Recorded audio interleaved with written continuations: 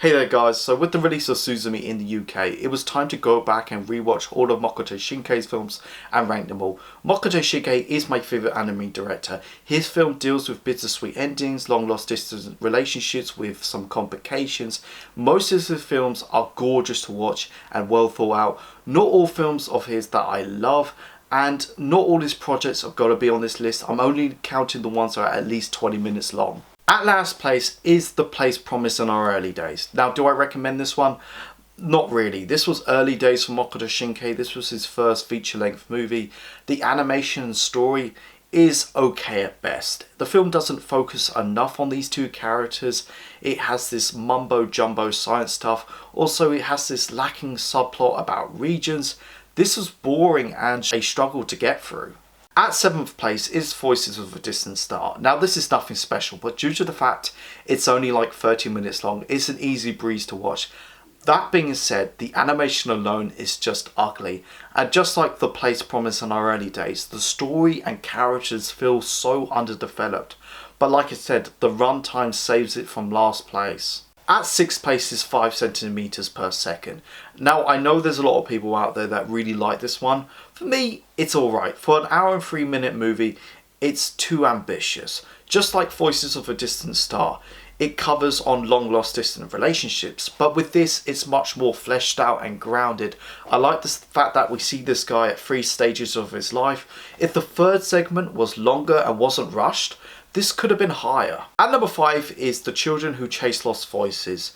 Makoto Shinkai's most original film to date. It departs from the relationship stuff and instead we focus more on nature and the circle of life. We get to see the bittersweetness, the pureness, the innocence, the love and loyalty of friendship. And this film is very reminiscent to other Studio Ghibli films, but it's not as iconic as them. Apart from Earthsea, that film sucks. The animation is just gorgeous. It does have a rich mythology, but I just couldn't get into this one. I think this would have worked better as a series rather than a movie. Now I will say from 4 onwards are the films I love and adore, and these are the films that made me fall in love with Makoto Shinkai. At number 4 is Garden of Words. It's on Netflix, so do yourself a favour and go and watch it. This was the first film of his to take his animation to a whole new level. Everything from the landscapes, the woodlands, the rain is just beautiful, and at times it's so photorealistic. For a runtime of 46 minutes, it's perfect. Shinkai is known for his love stories with a twist, and in this you got this high school student who falls in love with an older and depressed woman. On paper, that would have been a difficult subject matter to tackle, but Shinkai finds a way to make it so adult and relatable. At number 3 is Weathering With You. Now this was an oddball for me, because when this film first came out, everybody, including me, was expecting the next Your Name, and whilst it is that, the problem is, however, it has the same story beats as Your Name, but it doesn't do anything new or special, and it's not as all-rounded as Your Name. But take that to a side and judge the film by its own merits. It does have some pacing issues, it does have some weird cameos, but it's still a great movie. I was conflicted by this movie. I was compelled to these characters, their sacrifice and their friendships.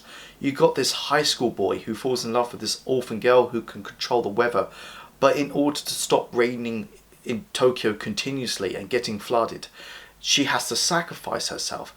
And the film starts off really upbeat and feel good, but during the film it gets grim. And by the end, you see the conclusion of their hardships, but it's still a beautiful ending. And the water animation in this movie, I never thought rain could look so beautiful. At number 2 is the latest movie, Suzume. Now I've only watched this movie once, but Suzume is such a wonderful movie. Watching it for the first time in a theatre is the same feeling I got from watching Your Name for the first time. When you come out of that cinema, you realise the world can be a great place to live in, and I just love that feeling. But what I love about Suzume, whilst it does have very similarities to other Shinkai films, it does some new things that makes it so different. I mean, it puts the love story to a side and focuses on Suzume and her personal story and how it relates to these doors across Japan that are releasing disasters. You have this rich mythology. You also have this road trip aspect that makes the narrative so refreshing throughout. It has endearing characters with a complex story and just gorgeous animation. So my favourite Makoto Shinkai film is Your Name, and I know that's such an obvious choice, but hear me out. Let me start on a personal preference. I was late when it came down to its theatrical release window. But I'm so glad I watched this movie, because for me, Your Name is in my top 30 favourite movies of all time. Not only if it's my favourite film of 2016, but it's my favourite anime film of all time. It made me fall in love with anime all over again and was able to accomplish. The story is a star-crossed lover story, but Makoto Shinkai gives it that time-crossed body-swapping twist to it. It's profound and heartbreaking, and for this generation of 3D animation movies, it's nice to go back to the hand-drawn animation route and what it's able to do today, and when it's contrast with the 3D animation, it's just astonishing. Thank you so much for watching this video, guys. Go like, share and subscribe. Let me know, where would you rank all the Makoto Shinkai films? Go check out my Facebook, my Twitter and my Instagram page. You guys are awesome. I got your back.